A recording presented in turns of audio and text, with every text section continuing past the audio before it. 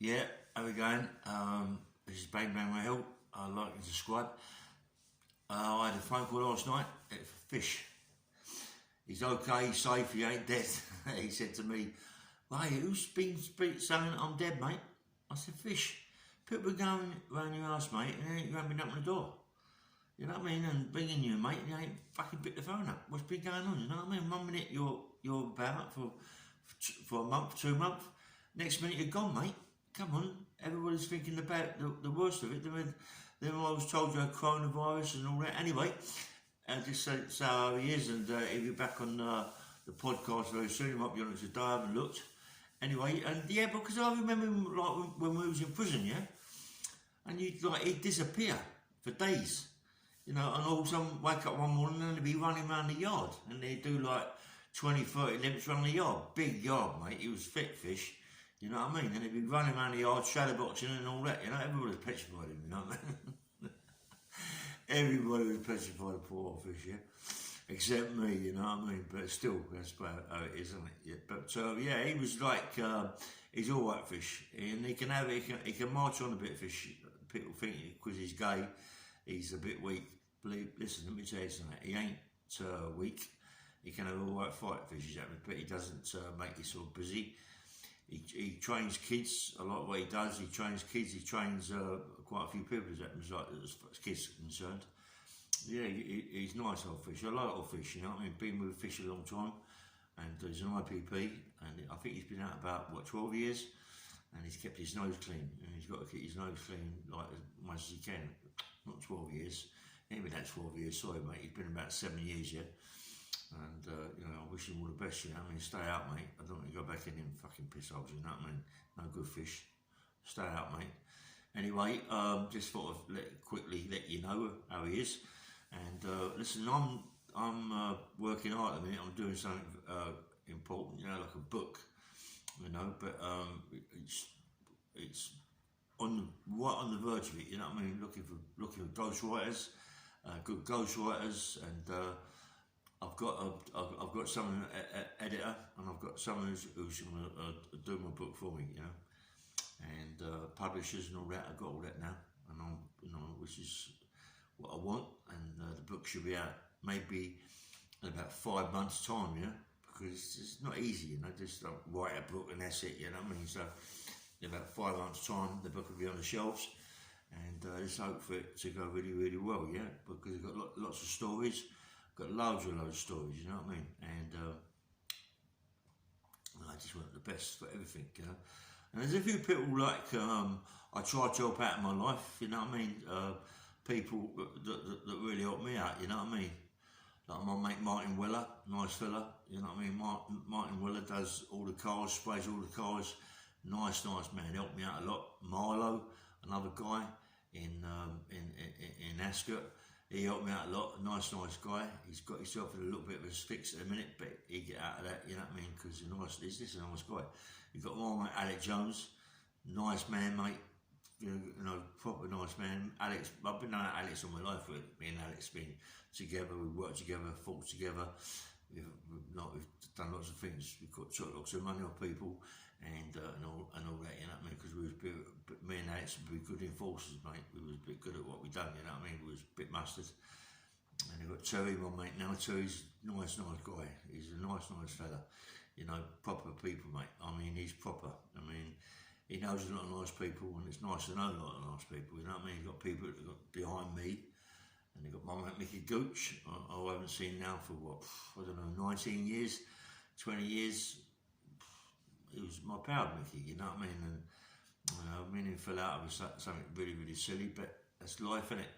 You know, you take drugs, and I took drugs, and it gets hold of you, and instead of being nice to people, you start being an arsehole, and you lose your best pals, you know what I mean? You start robbing your best pals. How can you rob your best pals? That's what I've done, got on drugs, got on crack cocaine. That's what I'll tell everybody out there, advise everybody out there to keep off them fucking shit drugs there. Because all they do is take you down, yeah? They make you a person you ain't, you know what I mean? You think a big time Charlie potatoes 1 minute, and the next minute you're crying because you ain't got no drugs. Then you go and rob someone who's your pal, and you're losing people all the time. People don't want to know you, mate, and that's what happened to me. it got to a stage with me where people leaving money on their coffee tables, you know, on their kitchen tables and the tops for me, whereas I got in the house.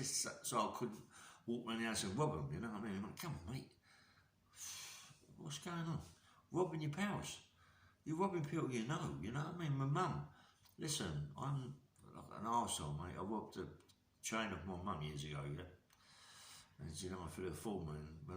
And I tried to get it back, and the guy sold it, and I thought, idiot, you know. I felt so tiny, mate. You know what I mean? I felt so tiny.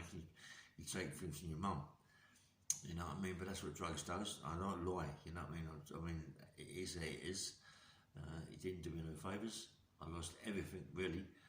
I didn't lose. You can't lose your mum. My mum was my mum. You know what I mean? I love my mum to death. You know. And so when I went in prison, and she found out what I'd done, of course, it was a big fucking thing, you know what I mean? Happily take someone's child bracelet, you know, I nicked a child bracelet and sold it. You know what I mean? I hate myself for that, you know, really hate myself so much for that, you know what I mean? But, you know, it's terrible, mate. It's a terrible thing to do, to see a mum, you know what I mean? But drugs, that's what drugs do. How many people out there have done the same thing? And done the same thing, gone to the house, took money off mum, took money off dad, off the brothers and sisters, anything, and around and take it to buy the crack or to buy the coke. Coke's not so bad. It isn't really coke that gets hold of you. It's the crack. It's the crack that gets hold of people. Knock it on the head. Knock it on the head. Do you know what? Years ago, yeah, I used to go to clubs for Denzes, Power Joeys, Blondes, Bootleggers, Samantha, Samanthas, you know, all them string fillers. Come on, we used to go to all the big clubs, yeah? Do you know what? China Whites, everybody in there was on coke. Coke in them days was coke. Coke was a good drug. It was a nice drug. You know, it was just something, but it wasn't this shit you're getting now, or synthetic, that's getting older people. It's smashing people up. It's making people do things that they'd never do anyway. But everybody was on it. I wasn't on it because I was like a bodyguard for about 10 of them, you know what I mean? I mean, you know, honestly, we start off with 5, and they'd be involved in their powers. There were about 10 people in the end of the day that I'd be looking after. But I was with a big company, so nobody would really give us any trouble as such. Obviously, at first, I used to get trouble, but I never used to fight, argue with people. What's the point? What's the point of arguing with people who want to row, you know what I mean? So I just wait for them to go on the toilet. Listen, I didn't ask no questions. Bang! Listen, I'm not a bully, yeah? But what I ain't a cunt. So when the people want to have a row here, I'll just go straight on the toilet and bang! On the chin, on the back of the head. It's not about being queased with walls, mate. You know what I mean? I ain't into that game, you know what I mean? If they're there, if their back's towards me, they're going to get it in the back of the head, knock and spark out. If they're at the side of me and they get a hook, they're going to knock and spark out. I don't muck about. I never used to muck about with people, you know what I mean? I mean, you get people who take liberties with my pals, like Mickey and Nobby, and even Gary Stretch, you know, not you, Banks, fucking, fucking hell. You know, Nigel Benz and all them. You know, I've been with them all the time, Browns. We got Browns after all the clubs, and, you know, we'd have fights up there, you know, not fights. They'd have arguments with people and go and piss off, and they'll get these people going, yeah, yo, you know, I'd be waiting for them to go to the toilet. As soon as I went to the toilet, bash them up, you know what I mean? I ain't going to come out there second best, mate. I'd really hurt them, you know what I mean? That was what I did. And, you know, obviously a couple of times, I've gone out of the club and people have been waiting there, you know what I mean, and I've had a tear up, you know what I mean. So, listen, we're all big people, yeah. We can all come unstuck in life. It doesn't matter to say because you're going to have a right fight that you're going to meet someone else that can have a right fight and someone else better than you, mate. You know what I mean? There ain't many. There wasn't many, but there are some. I've come unstuck a few times. Don't know about that. I thought I was on top, and I ain't been on top, you know. But I ain't giving up. I ain't giving up, and I know that I'm the second best, mate, and the second best are never ever going to be again like a person like me, mate. You know what I mean? I ain't giving up for no time, you know. And it's thank you very much. Shake your hands and walk on, you know. But very rarely has that happened to me, you know. It's happened a few times, and a few people that are watching this who have vowed with and I've come second best. Well done, you know what I mean? But that's what it is. You can't always be number one. You can't always be number one, mate. You know what I mean? But my job was my job, and I done my job. You know what I mean? I was bodyguards to them all. You know, and I was a good, really, really good enforcer, mate. I mean, come on. When I went out to get money with people, we got it, mate. You go up there with motorbikes and come back by motorbikes, you know what I mean? And do what you got to do, sort the problem out. It's only a couple of talk here and there, mate, and then boom, shoot off, come back later on and do the business, yeah? People pay you the money. When I was an enforcer, I mean, the best time I've had, really, was the first time that I started really doing my enforcement work, and that was when I was in with Jimmy Tibbet. I mean, Jimmy Tibbet learnt me a lot, you know. I mean, I was only a kid. 1979, I went to Lewisham, you know, and met Jimmy Tibbet, which I already told people, but me and Jimmy Tibbet got on really, really well, and, you know, he started me off doing the enforcement work, you know what I mean? Eddie Richardson was a proper man. He used to talk to us about certain things. Terry Coombs used to talk to us about certain things. Work for them, go and get their money, what people owe them. You know, I mean, a lot of people that owed their money was people that gamble. You know what I mean? Like fights and things like that. You know, being people gamble on fights, and they don't want to pay their debts. And then I'd go with Jim. Jimmy learnt me a lot, as I say, but I wasn't really into the enforcement as such. You know, I've done a little bit when I was in Acton. I lived in Acton, West London, and I used to go around the clubs and bits and pieces and get money off people. And, you know, but even other people, Gary Francis, I've been with my mate Gary Francis collecting money off people. Alec Jones, collecting money. Me and Alec, well, I mean, we was good at what we did, Alex. Me and Alex, we were back to back, we was very, very good, you know what I mean? But with Jimmy Tibbet, I mean, when I was in over that side of the water, I went over there and you know, I just thought to myself, fuck it. Got into the Thomas Beckett, training, fighting all the time. Roy Shaw, sparring with Roy Shaw, knocking him around the ring a bit, he knocking me around the ring a bit, you know, and you learn all the time. Roy was a good fighter. Roy could punch. Roy Shaw could punch, but so could I. And in the end, I pulled him around a bit, and I hurt Roy, and he hurt me. Yeah, but that was it. We used to fight. We used to fight together, spar together in the ring, quite a few times. Yeah, as I say, I had quite a few fights with Lenny when we used to get in the ring, spar around. Lenny was good. When Lenny could bang, he was a big man. You know, don't forget, he wasn't a big man like he was later on. He wasn't 23, 22 stone. When I was to spar with Lenny, Lenny was the same sort of weight as me, 17 stone, 17.5 stone. I think 17.5 stone, 17 stone was the heaviest he got to, and then he got involved with Mickey Theo in clubs and all that, got him on the voids, and that's how he blew up. He blew up big, you know. I mean, Mickey Theo was big man, the same as Lenny. Lenny, you know, very, very powerful. Come on, if you're taking the right stuff, you know, you're going to get really, really powerful. I was on testosterone for quite a bit of time. I blew up to about 23 stone. And I was with my other lot then, from there, the big company. I was with them then, and you know, I mean, I was 22, 23 stone. Don't forget, I was really, really powerful. I'm that really powerful. I mean, I was very, very strong, very, very strong. And when I hit you, mate, you went. You know what I mean? I mean, you know, a lot of people, big bodybuilders, powerful people, they can't fight. They can't fight. You know, it's the muscle, the veins, all that, they just can't fight. The muscles get all tight, they can't fight a punch, they can't do this, but I was very, very lucky. I was one of the guys quite gifted, and I could still fight. I could still throw punches very, very fast. That's what it's speed. I had a lot of speed. And I used to turn people around so that when I hit them on the side or back of the head, they never knew what happened. So you get hit people on the side of his chin, on the side of his ear, mate. They ain't standing up there going over. You get people flush in the face, it's quite hard, yeah? They actually see it, the eyes see it coming, yeah? But on the side, the eyes don't see it coming, it's sparkle, you know what I mean? That's what it's all about, hit on the side, put a turn around, bang! On the side, knock the spark out. And that's what I used to do, you know what I mean? I was like, you know, as I said, I thought, times I fought with Lenny down at Vic Andretti and Warren and all that. I used to spar with Lenny. And Lenny was a good fighter, mate. Lenny was a good fighter, but he couldn't beat me, mate. He wouldn't have beat me. He would not have beat me. He would not have beat me. I know that for a fact. He would not have beat me. Listen, when he was 22, 23 stone, it might have been different. But I was 22 and 23 stone, so we never got to fight. I come out in 1979. I went back in 1984, 83, 84. We never ever got to meet. We had, we were supposed to fight twice.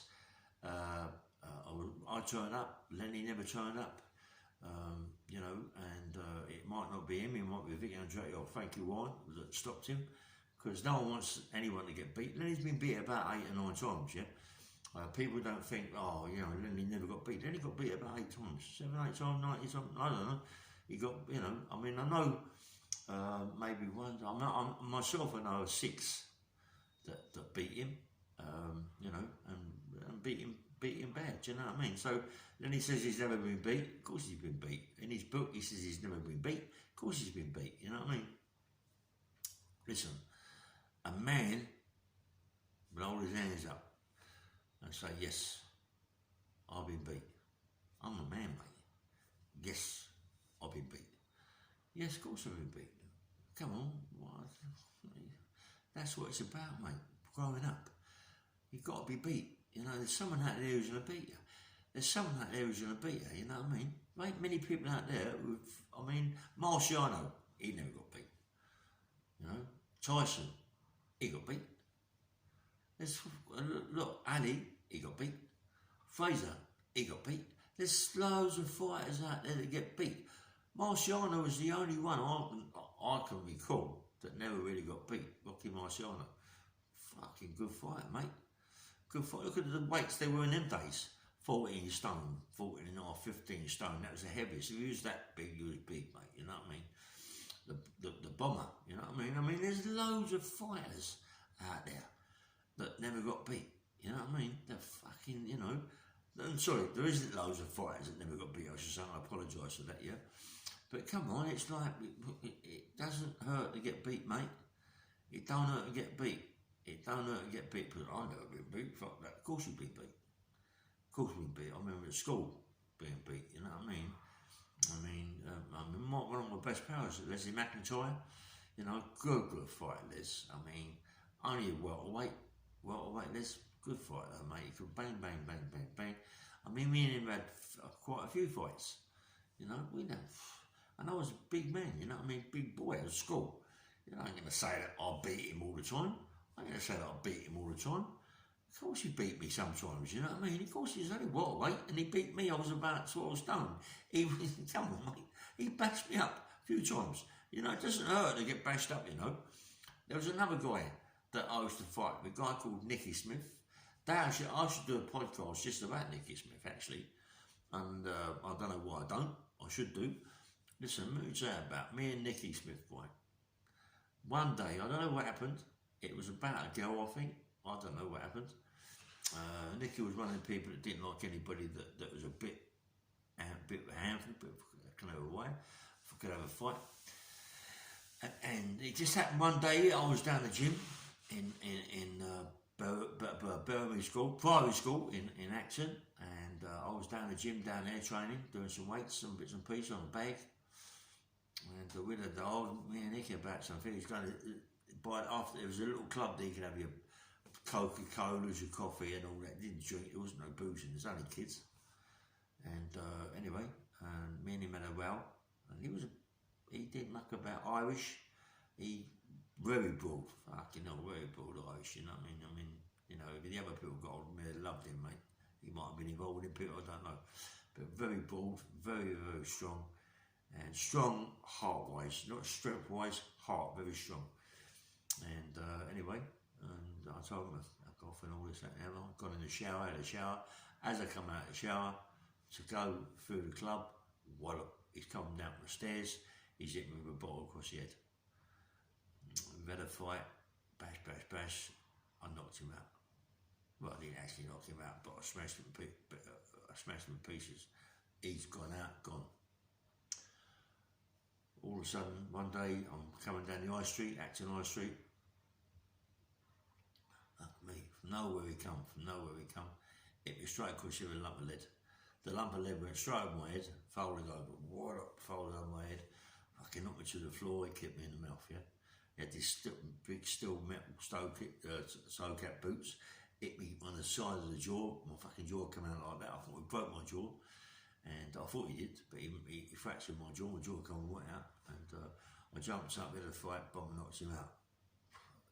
That was it. Walking down the road, by my house, come behind me, hit me across the head with a big fucking lump of wood, like a baseball bat. Down it goes, he's punished me with a baseball bat. I happened to get on the baseball bat, took the baseball off him and bashed him up. It's the first time that I really hit anybody with anything, you know what I mean? But I had no power in me whatsoever, but I had to do something, bashed him up with a lump of wood. Fucking went away, bad times. 2 months later, walking down the road, this little mini miner passed me. What the fuck's that cunt? So I went round the corner, chased him down the road, I knew it was on top of me, chased him down the road, he disappeared. All of a sudden, bump, come behind me, crash, hit me, up in the air, on top of the fucking car, drove off, tried to reverse on me, rolled over, jumped out of the car, kicked me 3 or 4 times, back in the car, gone. Now I'm looking for him. I'm on my right bow well, my fucking back smashed to pieces, on the back of my arse, he's black and blue, I'm in the right bow way, 2 or 3 days in bed. Well, I'm looking for him everywhere, I find him, yeah. We have a right fight, I'm in a right bow fight, he pulls a big blade out of me, and he stabs me in the side. Stabbed me in the side, but it doesn't really go into me, but he stabs me. He sort of passes my flesh, but he cuts me, yeah? If it had gone in, fuck me, it had done my kidneys, what? Anyway, so it flashed aside, cut my body, boom, I done him, hit him in the chin, down he goes, I felt like getting him up and plunging him 8 or 9 times, because he was driving me fucking mad, mate. We must have had, me and him, 10 fights, 15 fights. How can you beat someone like that? I beat him every time. Maybe once or twice I haven't beat him, you know? I mean, he's done me from behind in bits and pieces. But how can you fight someone like that? He's a soldier, mate. He's the best soldier I've ever fought, Nick. Always come back. Always come back. Always fight me, mate. Never ever give up. That's the sort of person you need on your side. Listen to me, right? And then I think he got done for a really bad charge. He got put away for about, I don't know, 15 years. And, you know, I thought, fucking hell, mate. Nick was my pal. I mean, Nicky Smith was my mate in the end of the day. You know what I mean? Not, you know, we didn't really get on as such, but he was my mate as far as fighting is concerned, you know what I mean? Every time we fought, every time me and him, you know, it was like, anyway, I was in the scrubs. I just, I was finishing a sentence. I forget which one it was. I can have so many of them. I've had so many of them, forget which one it was. Like, do you know what I mean? I'm coming through the gate to go into the ring. Who comes down the stairs? Nicky Smith. I couldn't believe it, right? Usually, when me and him meet like that, he'd just jump on my back and strangle me or punch me in the side. But, mate, I see him. I don't know, Nick. He went, hello, wow, mate, how you going? And he's like, just got a recall, yeah? He just got a recall. And he was like looking at a big bit of bird, yeah? I think he'd always done 13, 14 years. I thought, mate, fucking hell, it's me done a big bit of bird as well. I think I've done, I don't know what it was, I don't know, it was my IPP, I'm not quite sure, but it was a big bit of bird I finished. It might be my other big sentence. And I hadn't got long left to do yet. And to see he got a recall. And I think he's still away now. He's still away, and it's a shame, because me and Nicky, I mean, come on, I mean, he was a fucking soldier, mate. Everybody out there who's on my podcast who come from around my areas know Nicky Smith, know that me and him we used to fight 24/7, know that we used to fight bad, you know what I mean, and I was always to beat him. Well, maybe a couple of times I didn't because he knocked me out, you know what I mean? But, you know, lumps of wood or lumps of lead or bits of fucking iron bowls or bottles and all this, that and the other. But this geezer, we could fight, we used to fight 24/7. 24/7, mate. We used to fight 20. It's the only guy that I know, yeah, that I'm bashed up. They come back. They come back all the time. Some, you know, come on, you know lots of people that you've had a row with. They, you know, they say, yeah, you don't want to come back. And they, listen, they don't come back. If they do come back, they make one mistake and then they bought lots of shit. Nicky Smith made lots of mistakes and he kept coming back. I love Nicky, and if you're watching, mate, all the best to you, mate. I hope you're okay, you know what I mean? And me and him go back a long way, yeah, a long way, mate. And he was one of the best guys that you could ever meet as far as being the bollocks, mate, you know. And when I used to work in the clubs, I dreaded him coming to the clubs. I dreaded Nicky coming in the clubs, you know what I mean? Like, fucking hell. He never come in any clubs I was on the door with. Thank God for that, you know, because it had been off and it had never stopped till the best of much up and that had been waiting for me to look round the corner. But as it happens, one of my other pals, I ain't going to say his name because he shot me, and also it caused murders, and same thing. Crispin's Wine Bar. They come in, team-handed, causing plenty of problems, and you know this, so you know your pals. We're not my pals, you know someone, you talk to someone, seen someone, ain't going alright, and that's it. And you know, when I used to run past clubs and pubs and all that, going alright, mate, and all that game, it was like a Rocky fucking thing, you know what I mean? And I used to run and all that, and the big boots on, and a rucksack on the back, and all that sort of big thing, and be running with weights in my hand and all that, yeah, and shake it, all right, way, and all that crap, yeah. One of these people that said all right, way was I used to work in a club called Crispin's. Well, it was a wine bar actually, but it was busy. Crispin's at Ealing, Broadway, busy, mate. You know, you had a cocktail bar. You had the wine bar, yeah, and upstairs you had a club, a VIP club, and there's only me there.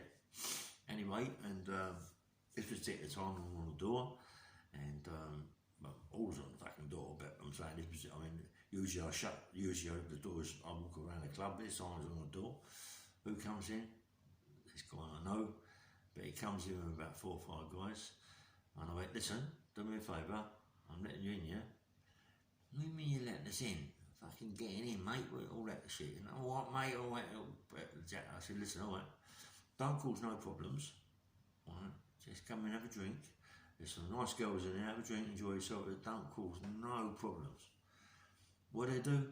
Hour later, they're going in the cocktail bar, yeah, all grabbing drinks and people nicking people's drinks and bottles of drinks and this, that and the other, you know, and trying to nick the fucking tills and all that. Oh. You've got to stop this, you're going to be chucked out. Leave off, don't take the piss out of me, mate. I'm running the club. I'm running the bar. Don't do it, you know what I mean? Because my mate Ken Edwards, I want to own it, he ain't to stand for that, mate. He get me given the sack, you know what I mean? It's my living. What do? Keep on and on and on and on and on. Right. One of them that I know passing by was the one, all that going, all that going.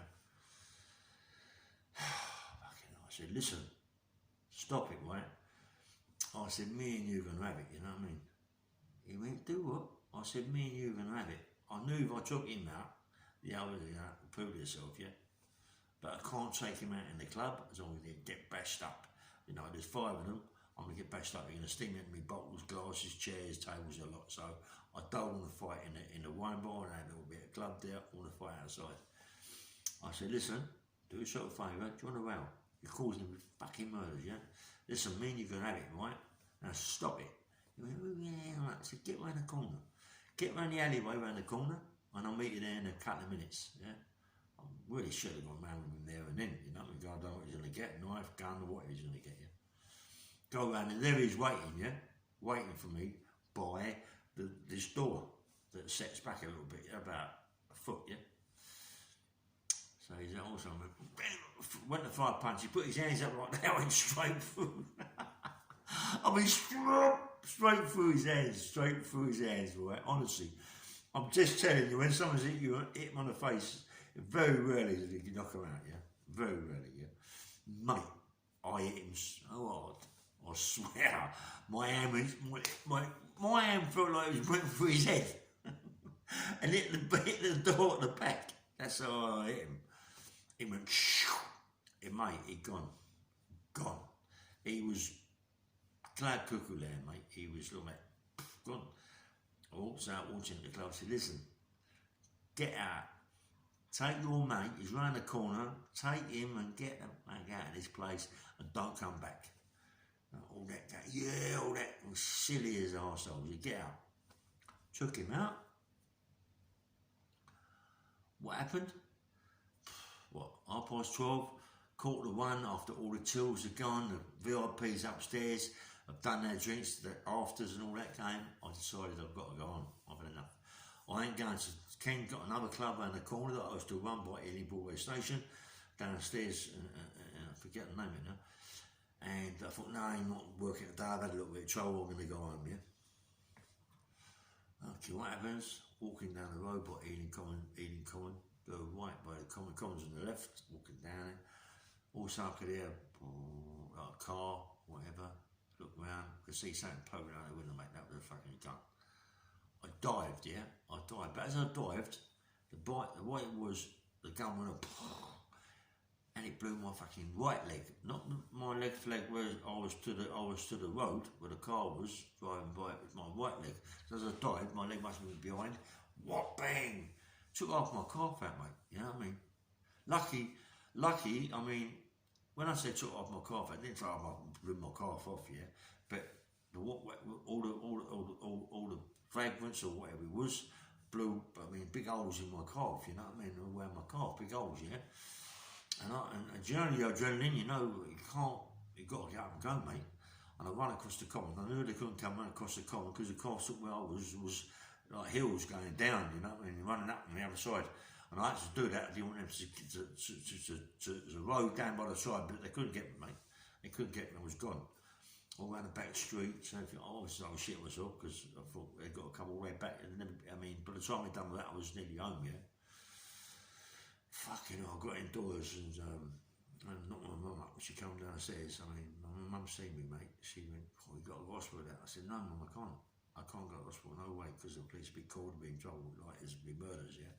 I can't. So my mum's got out of bed, she comes downstairs, got the tweezers and fucking pulling out little bits of thing and all that, and other, and bandaged my leg up, you know, and thought, well, it's me, went to bed, wake up in the morning, my leg, I swear my leg was like that. Bottom of my leg, my calves, all the blood had congealed, it was massive, yeah. I had to go to hospital. I mean, if I didn't, I mean, you know, if I didn't, I mean, I could have died, you know what I mean, blood poisoning or whatever. I went to hospital and said, look, and they knew that I'd been shot. And police were called, but nothing happened. So I don't remember. I always do it come out of the club, someone shot me. I don't know, it could be a number of people, I ain't got a clue. You know what I mean? So I'm working the door, I chuck a lot of people out, cause problems, it could have been anybody, you know what I mean? Did you have any trouble that night? I said, no, people out, anyway, they want to know names, I don't know the people, don't know the hell. Anyway, so let it go, but I was in hospital for a couple of 3 days. My legs got really, really bad. I mean, that took the pellets out, I mean, it was not good, mate, it was not good. I was in a right bad way, you know, and I could have lost my leg. I mean, even now, my mate Terry goes, what's up with your leg? Got one leg bigger than the other, which is my right leg, my right calf's big. It's bigger than my left one where I got shot, you know what I mean? I don't know why, but it is. It is what it is, and I have trouble sometimes. I limp about a bit, you know, and it's because of when I got shot. Just saying, this is what happens, yeah. And it was a mate of mine, not a mate of mine, that someone I know. Running past the anchor, Harbour Lights, it wasn't the Harbour Lights, it was the anchor then, running past the anchor, Bullabridge Road, boom. You know, he's the one that shot me in the leg. I'll tell you a funny thing, I'm talking about Nicky Smith, right, before. There's a guy on a demolition, Dave Brayford, a lot of people know Dave Brayford, I forget the guy, his name, who used to work with Dave, anyway, this guy blonde hair, down to there, Royal Bill, forget his name now. Anyway,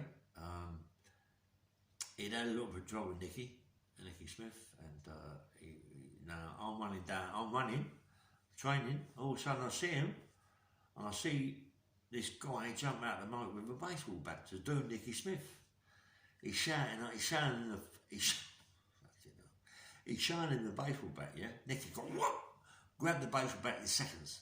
He grabbed it, listen, in split seconds, he bashed the geezer so bad, you couldn't see his face, mate. He smashed him to pieces. Nicky was Nicky. That was Nicky, like, and I mean, I run past, I was training, you know, and on the lot I was running. I think he would have noticed me. He'd have got in the car and chased me later on with a motion, but anyway, he didn't. He'd gone, and he went right bad mess to this guy, and you know, that's Nicky. I mean, another time there was a big fight in the pub, and someone got stabbed in the top of the by the trap, your traps here, straight through with a bayonet. I ain't saying who it was, but you know it was on the spoke back. Mate, the geezer's a nutcase. This geezer was a nutcase. I think I've got a funny opinion he's dead now, yeah? But if he ain't, I love him to death. And listen, he stabbed this geezer with a bayonet. Whoop. And I mean, I was there, and the blood that come out of his was like thick congealed, like liver. Oh, mate, and lucky the guy survived. Do you know what I mean? He honestly, this guy don't give two monkeys. He was a proper soldier. You see the film called 300? 300, you seen that? Watch it if you haven't seen it, 300. That's the sort of person he was, Nick. That's the sort of person he was. He was one of the 300, mate. He didn't give a fuck. And he could march on, you know what I mean? And he wasn't all that big. He wasn't that big, 11 stone, 11 and a half stone, but march on, in that case. Irish, broad Irish, you know what I mean? Really broad. I bet could have it. All his family was the same. My mate was married to, my mate Johnny Williams was married to his sister, and she was the best John ever. The girls, I mean, the family, like, crazy, mate. But anyway, I love old Nicky, really. I love him, because he was to fight all the time, you know what I mean? He was the best, yeah. And, you know, I was just talking about clubs and crispins, and listen, I've got big stories, mate, about the clubs I used to work in, you know, some of the clubs I used to work in, and the fights we used to have. I mean, the venue, Victoria, I mean, come on, no one would imagine what I've gone through with the venue. I mean, the venue, Victoria, is owned by Richard Branson, you know, and the fights we used to have in there was unbelievable, you know, and the groups you used to see, and Freddie Mercury, I've told you this, Freddie Mercury, right? When I was young, you know, and I was fucking, you know, mate, proper look, I mean, you know, proper fucking physique, you know what I mean? Proper body, mate, and, you know, and his face was all sharp in it, because he's, you know, sharp, he seems all sharp in all your features, and I remember being out in the foyer, and I had a bit of trouble in the foyer, so I had to sort some people out in the foyer who was causing me problems. I had to chuck them out, and he was there, Freddie Mercury, and he was there with what's the bird's name? I forget the girl's name, and she was a director of Richard Branson, Virgin Records, and she was a director, Barbara Dixon, and she was talking to Freddie Mercury, and all of a sudden she went, "Oh, Ray, come here." And I went, "Okay." "Hello, Ray, Freddie Mercury." I swear on my life, man. How and all that go. He went, "I love your tattoos. I love your tattoos. I love to kiss all your tattoos, you know. And he got you any more?" I said, "Fucking hell." And like, being silly as arseholes, I went, "Yeah, what into my dick?" He went, "Oh, show me." Oh, it was so funny, I swear. He was on my case, he wouldn't leave me alone. For days, like, he was doing a big thing down there, and he wouldn't leave me alone. He was on my case, Freddie Mercury, yeah.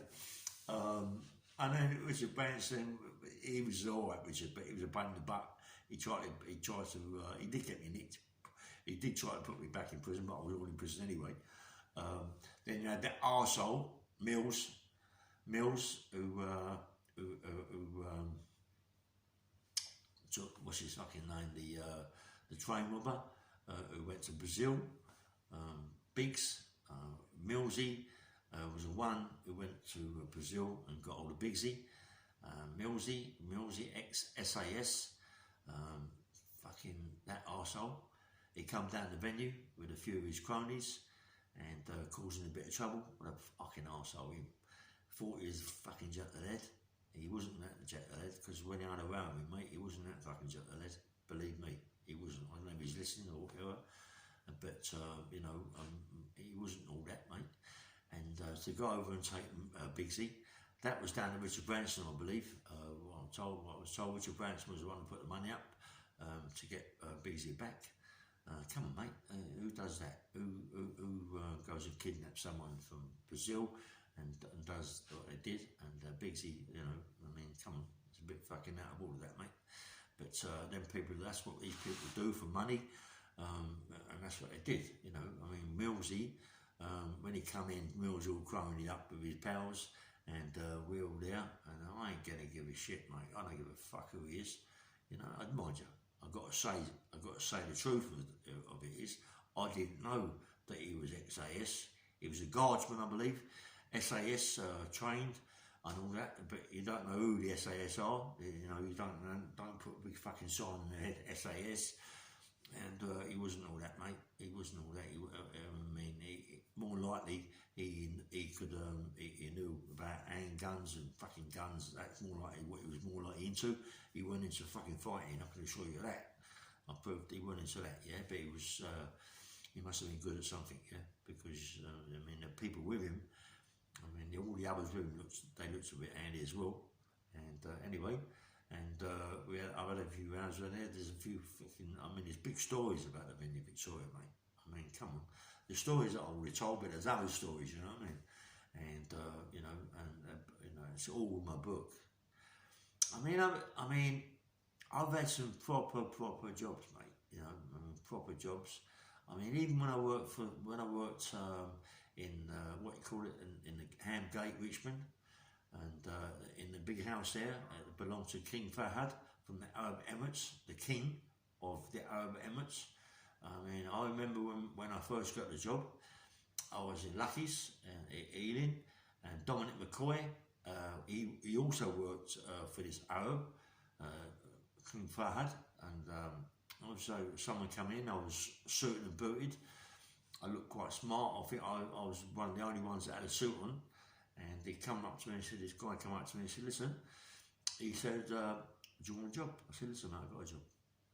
He said, what do you mean? I said, well, I've got a couple of little jobs. I work at Crispin's. I was working at Lucky's, I worked at Crispin's at the same time.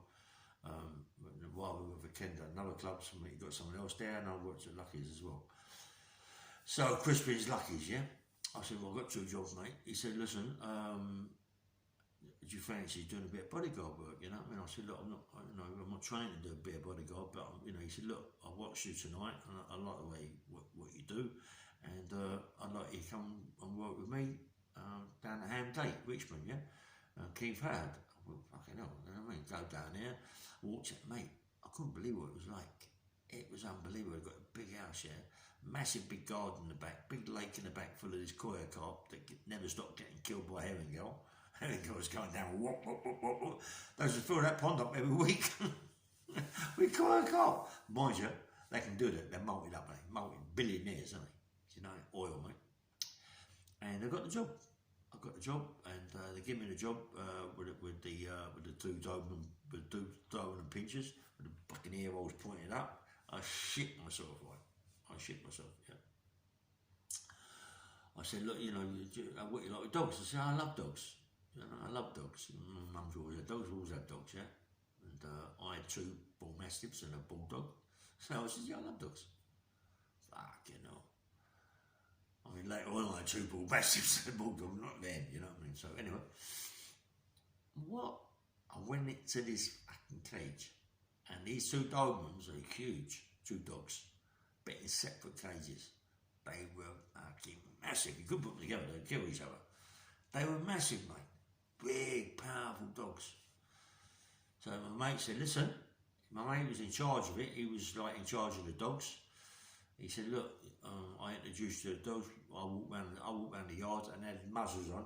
I walked round the yard because they couldn't let them walk round without muzzles. You know what I mean? I mean, if anybody come in the yard, the garden to get hold of the shakers and the shakes or whatever it was, whatever. And I mean, people see them, you just slip their thing off and go, they're gone, mate. But they couldn't walk about without those, mate.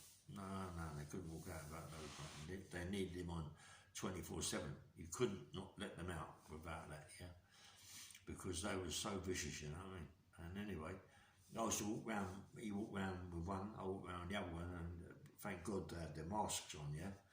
And you know, I mean, there was pulling and all that game, but also they couldn't do nothing because of what they had. And I came walking around there, and he just said, "Look, you know, can you handle these?" I said, "Look, no, I can't handle two, mate. I can handle one of them. I can't handle two." He said, "Look, that's the idea." He said, "We do one at a time." He said, "You know, I mean, they come out sometimes. These young shakers." The shakers come out, you know, not so much shakes. Shakes didn't live in the house. They lived in the big hotels in the city, but the shakers, the women, they lived in these big houses. I think there was about 20 shakers and about 90 fucking women that looked after them, you know. And anyway, so my job when they come out, played around in the yard, played around like kids. You're on about young girls, 14, 13, 14, like they're being trained to look after their man, to love their man. They're married at fucking 14. It's terrible, 13, 14 to these people, you know what I mean? Young girls, you know? And anyway, and you're walking around with these fucking big Dobermans, yeah? And, you know, and you think, Jesus Christ, they're massive. You know, one at a time walking around it, and they're staying out there maybe 2 hours with the dogs, walking around, and they're watching the kids and all this, that, and the girls, and then you go back, let the dog go, he goes in his cage, and you take the other one out. They've got massive cages. Then you take the other one out, and then all of a sudden she comes out, the queen, and mate, the queen, she used to walk, quite a fat woman, yeah, fat. You could see the ash on her fucking face, very powerful, mate. You could see she was like powerful, yeah, powerful, i.e. powerful with power, you know, and okay, no. I walked the dog by the side, her, not the dog to my right, the dog was to my left, and she'd be walking around.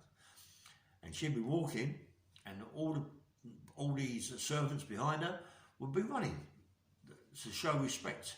She'd walk, they'd run, you know, but they couldn't pass her, they'd fucking pass her, they'd get killed. So they'd be all running on the spot, you know, behind the poor fuckers. She'd be out there for like an hour, and these poor little would be running around, you know. And she used to go, you know, like fucking get away, go away, leave me alone, go, all that. She didn't speak like that, like, but you know, like, I knew what she didn't want me around. She didn't want me around with the dog, but I had to be there with the dog, you know what I mean? When he was there, King Fahad, there was 2 guys that worked in King Fahad's house. They would work with us on the outside, never went in the house, mate, they weren't allowed in the house, but worked on the outside with us, and they was always holding, mate, always packed up, mate, don't worry about that, they was always, you know, always there, mate. And they were the ones, they was the ex-SAS or whatever, I don't suppose it would be an ex-SAS, but they was what they was, and they was always packed up, mate, they was always had something there, always. And anytime one of them young shakers that come out, a princess had come out, they was on them, yeah, they was on them, and when they took them in the car to go wherever they had to go shopping, they was with them, you know, 2 of them was with them, and no one else to go out. I mean, you get people go out, the young kids go out, but they had to wait for them to come back, because you get the young shakers, mate, some of them, listen, when a kid's born in their country, they go down to the nearest villages and adopt children the same age, you know, or a little bit older, obviously, so they grow up as a family, like, you might have 20 or 30 of them, and you've got a proper shaker there, but they all grow up as in a family, you know what I mean? And they're buying these bodyguards, fucking all sorts of Rolexes and cars and this, that, and the other. I wish I had one of them. I wish I was XAS. You know, honestly, mate, you wouldn't believe it. You know, they're walking around strapped up all the time, all the time. All the time, you see them all the time strapped up, mate. And anyway, listen, I can go on and on telling big stories, you know, but it's getting on a bit late now, you know what I mean? Like, it'd be an hour in a minute, you would get bored with it. But anyway, this is Ray Bang Hill.